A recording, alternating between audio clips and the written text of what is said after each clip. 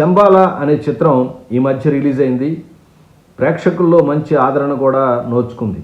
ఈ సినిమాలో ఆది సాయి కుమార్ ఒక సైంటిస్ట్గా దీనిలో కనిపిస్తాడు. ఈ సినిమా యొక్క ప్రధానమైన కంటెంట్ ఏంటి అంటే, ఒక ఊళ్ళో ఒక ఉల్క పడుతుంది.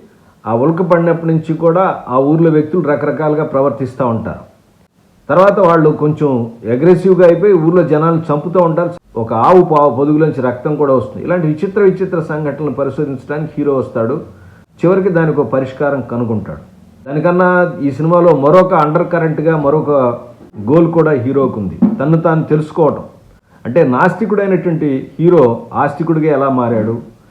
అలాగే దర్శకుడు మరొక పాయింట్ని కూడా చెప్పదలుచుకున్నాడు. మారవలసింది పద్ధతులు కాదు, మారవలసింది మనమే.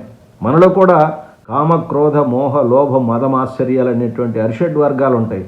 వాటిని మనిషి జయించవలసిన అవసరం ఉందనే విషయాన్ని కూడా అండర్ కరెంట్గా ఈ సబ్జెక్టులో చెప్పడం అనేది ఈ సినిమాలో హీరో యొక్క మరొక గోల్గా కూడా అనిపిస్తూ ఉంటుంది. ఈ సినిమాకు సంబంధించినటువంటి పూర్తి రివ్యూని తెలుగు యంగ్ డైరెక్టర్స్లో నేను ఒక ఎపిసోడ్ అప్లోడ్ చేశాను. మరింత డీటెయిల్గా చూడాలనుకునే వాళ్ళు తప్పకుండా ఆ ఎపిసోడ్ చూసి మీ అభిప్రాయాలు నాకు తెలియచేయండి.